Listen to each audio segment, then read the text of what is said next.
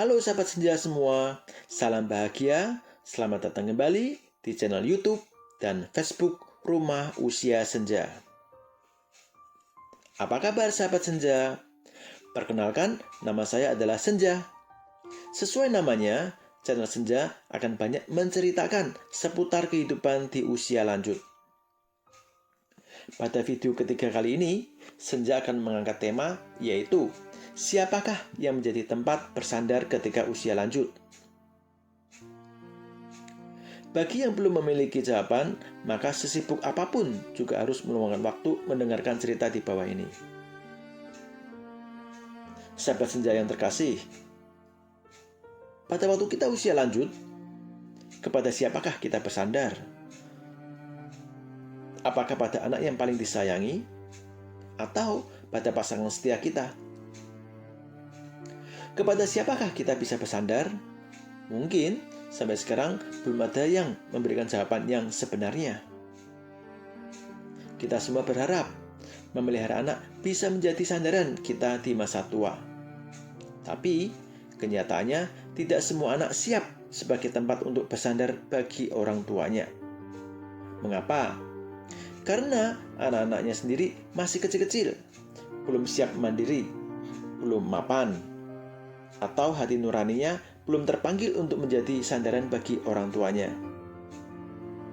Jadi, bila kita menyerahkan masa tua kita semua kepada anak-anak kita, itu adalah pemikiran yang tidak realitas. Saat usia semakin lanjut, badan menjadi semakin lemah. Meskipun kondisi yang semakin lemah ini tidak bisa dihindari, maka tempat bersandar kita hanyalah diri kita sendiri yang lemah ini. Sahabat setia senja, ada sebuah cerita. Ada seorang dosen di universitas yang memberikan sebuah survei kepada mahasiswanya. Survei tersebut hanya memberikan 2 buah pertanyaan kepada mahasiswanya. Pertanyaan pertama, dia sangat mencintainya karena wajahnya yang rupawan, senyumnya yang manis, tetapi sebuah kecelakaan besar membuatnya menjadi jelek rupa dan cacat pada tangan dan kakinya. Pilih jawaban di bawah ini. Apakah dia masih mengasihinya? A. Dia masih mencintainya. B. Dia tidak mencintainya. C. Dia mungkin masih mencintainya. Pertanyaan kedua, dia sangat mencintainya karena dia kaya raya, pengusaha sukses sebuah perusahaan, dan pemuda yang diidam-idamkan banyak orang. Tapi suatu hari pemuda ini bangkrut menjadi miskin, tidak punya apa-apa lagi. Pilihlah jawaban di bawah ini. Apakah dia masih mencintai pemuda ini seperti dahulu? A. Dia masih mencintai. B. Dia tidak mencintai lagi. C. Dia mungkin masih mencintai pemuda itu. Tidak lama kemudian, soal sudah dijawab oleh mahasiswanya. Soal pertama, ada 10% jawabannya adalah A. 10% jawabannya adalah B. Dan 80% jawabannya adalah C. Soal kedua, ada 30% jawabannya adalah A, 30% jawabannya adalah B, dan 40% jawabannya adalah C. Setelah menerima jawabannya, dosen ini tertawa dan berkata, apakah kalian menganggap bahwa pertanyaan di atas kedua belah pihak adalah pasangan yang sedang berpacaran? Mahasiswa menjawabnya dengan bersamaan, iya, tentu saja. Dosen ini dengan serius menatap wajah mahasiswanya dan berkata, bila soal pertama itu adalah hubungan ayahnya dan anaknya, dan soal kedua adalah ibunya dan dengan anaknya, apakah jawaban kalian untuk pertanyaan ini adalah sama? Setelah dibagikan lembaran jawaban kedua, beberapa menit kemudian dikumpul. Ternyata jawaban dari kedua belah pertanyaan di atas 100% semua memilih jawaban A. Di dunia ini ada suatu perasaan, cinta kasih yang tidak memperdulikan wajahnya cantik atau tidak, anaknya sukses atau tidak, tapi tetap dengan sepenuh hati mencintainya, yaitu cinta kasih dari orang tua kepada anaknya. Ada sebuah kata bijak mengatakan, hubungan orang tua dengan anak hanyalah sebuah jodoh, di mana orang tua hanya mendidik anak dari kecil, supaya menjadi orang berguna di masyarakat. Tetapi, anak semakin besar dan lulus sekolah, orang tua hanya bisa melihat bayangan dari anak tersebut, di mana makin pergi semakin menjauh. Dan seakan-akan bayangan dari anak tersebut mengatakan kepada orang tuanya, tidak usah dikejar lagi, karena akan makin lama makin tidak kelihatan. Tapi tidak peduli anak-anak berjalan berapa jauh, terbang begitu tinggi, tapi hati orang tua terus akan menjaga anaknya.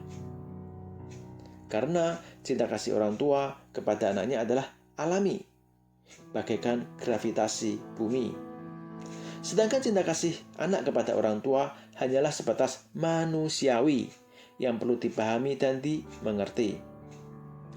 Jadi, orang tua yang terlalu berharap kepada anaknya, tetapi tidak mendapatkan seperti apa yang diharapkan, maka orang tua akan sangat kecewa. Jadi, tempat bersandar pada usia lanjut hanyalah diri sendiri saja. Sahabat senja terkasih, di Malang ada seorang nenek usia 65 tahun yang ditinggal oleh anak-anaknya. Nenek berbagi cerita kepada Senja. Dan nenek berharap supaya kejadian ini tidak terulang di para orang tua usia lanjut yang akan mengalami penderitaan di masa tuanya.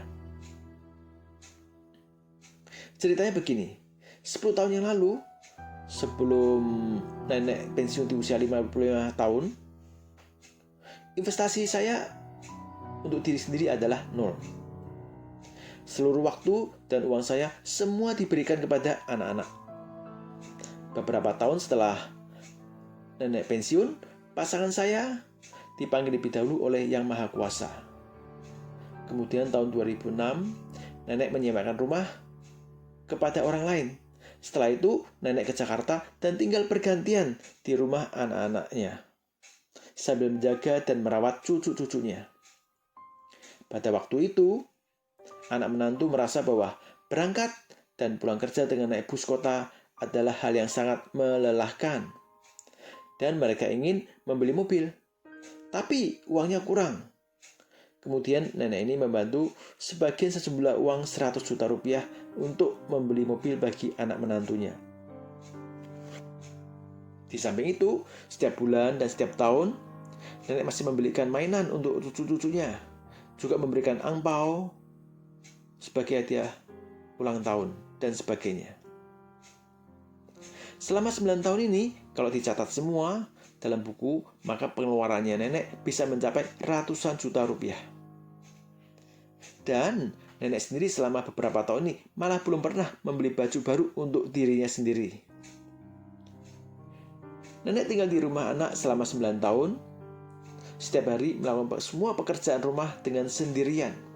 Ke pasar, pergi belanja, membeli mainan untuk anak-anak, semuanya dengan naik bus kota. Jarang sekali merasakan nyamannya naik mobil berjalan-jalan. Tidak terasa, pada tahun 2015, nenek terkena penyakit darah tinggi, depresi, dan lain-lainnya. Ada 5 macam penyakit. Saat itu, nenek tidak merasakan perhatian dan pengertian dari anak-anaknya. Jadi nenek berpikir mungkin mereka semua lelah bekerja sehingga tidak ada waktu mengobrol dengan nenek sebagai orang tua dan juga nenek dari cucu-cucunya. Kemudian suatu saat saya berkata kepada anak dan menantu bahwa saya ingin pulang ke Malang, ke rumah sendiri untuk tinggal sendiri. Setelah tinggal di rumah sendiri beberapa hari, saya mulai berpikir ternyata sudah berkorban begitu banyak. Akhirnya tidak mendapatkan simpati dari anak-anak. Jadi lebih baik belajar merawat diri sendiri saja dan menyenangkan hati sendiri. Hal pertama, saya mulai merenovasi rumah tersebut. Rumah dicat ulang, juga mengganti beberapa mebel lama dengan yang baru. Hal yang kedua, nenek pergi mendaftar kegiatan klub untuk para orang tua usia lanjut. Di sana, nenek belajar menggambar, menyanyi, dan membuat kerajinan tangan, serta berolahraga untuk para orang tua usia lanjut. Di sana, nenek bertemu dengan banyak sahabat yang sebaya. Selesai pelajaran, bisa jalan-jalan bersama-sama, shopping bersama-sama, dan saling membantu satu dengan lainnya. Hal ketiga, nenek pergi bertamasya, awalnya berjalan-jalan ke tempat yang menarik di seluruh Indonesia. Ke Bali, Jogja, Malang, dan sebagainya. 3 tahun kemudian, nenek membuat keputusan yang lebih besar lagi dengan mengeluarkan uang lebih dari 30 juta rupiah untuk berjalan-jalan ke seluruh dunia selama 1 bulan dengan kapal pesiar. Setelah mengalami masa-masa seperti ini, nenek putuskan untuk keluar dari lingkaran kehidupan anak-anaknya dengan melewati kehidupan yang lebih rileks dan bebas. Nenek sekarang juga baru memahami, jaga diri kita baik-baik, barulah kita hidup terasa lebih nyaman dan bahagia. Sahabat senja terkasih, kata-kata bijak berkata, pengorbanan terlalu banyak untuk anak-anak kita malah membuat anak-anak kurang bisa mandiri. Jadi, memberi ilmu yang tinggi dan kemampuan mandiri yang cukup bagi anak itu sudah cukup semua. Bila berlebihan malah membuat diri kita menderita sendiri. Kalau anak bisa berbakti adalah rezeki dan jodoh kita. Kalau anak kurang bisa berbakti, kita juga tidak bisa memaksanya. Karena mereka ada pemikiran sendiri. Sahabat setia senja, jawaban atas judul cerita ini adalah orang tua sebaiknya bersandar pada diri sendiri. Seandainya ada waktu, bolehlah sekali tempo untuk berkunjung, menengok anak, menantu, dan cucu-cucunya.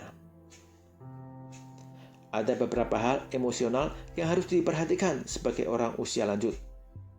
Hal yang pertama, jangan takut kalau kita suatu hari akan dilupakan oleh orang-orang di sekitar kita.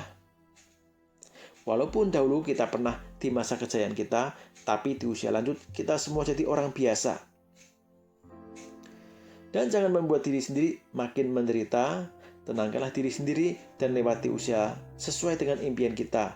Dengan demikian, kita tidak akan menyesal hidup di dunia ini. Hal yang kedua, jangan berharap anak-anak akan sering pulang menengok orang tuanya. Karena anak-anak ada kesibukannya sendiri. Ada bebannya sendiri, bagaikan onta yang berjalan dengan beban di atasnya. Inilah kehidupan manusia yang tidak bisa dihindari dari roda perputarannya. Hal yang ketiga, jangan takut merasa kesepian. Karena orang datang ke dunia itu ini sendirian, nantinya dipanggil pulang juga sendirian. Ikutlah banyak kegiatan dalam komunitas yang sesuai dengan usia lanjut agar mendapatkan kebahagiaan sebelum dipanggil pulang oleh Yang Maha Kuasa. Hal yang keempat, janganlah takut badan menjadi lemah, sakit, dan meninggal, karena memang itu adalah hal yang alami. Ada seorang pensiunan tentara usia 62 tahun terdeteksi mendapatkan 3 macam penyakit kanker. Terus mengikuti saran dokter, hidup bahagia bersama kanker bisa sampai usia 90 tahun. Tentara itu mengatakan bahwa kanker adalah dokter baginya yang terus mengingatkannya untuk senantiasa hidup sehat. Manusia dari lahir, besar, menjadi tua, dan menunggu dipanggil pulang oleh Yang Maha Kuasa. Itu adalah putaran hidup yang sudah ditentukan olehnya. Jadi, belajarlah menghadapi dengan tenang untuk pemanggilan pulang olehnya. Hal yang kelima, usia 60 tahun ke atas adalah usia paling indah. Karena di usia ini sudah tidak ada beban lagi untuk memikirkan anak-anaknya. Belajar menikmati indahnya sisa hidup yang diberikan oleh Yang Maha Kuasa kepada kita sebelum kita dipanggil pulang kembali oleh Yang Maha Kuasa. Sahabat senja yang setia, sampai di sini dulu cerita dari senja. Dukungan dari semua sahabat setia senja dalam bentuk like dan subscribe serta komentar yang ada dan juga berbagi kepada teman-teman yang lain akan membuat senja terus-menerus bersemangat untuk membagikan cerita-cerita menarik kepada sahabat senja yang terkasih di dalam menghadapi usia senja ini. Salam bahagia selalu, sampai jumpa di video selanjutnya.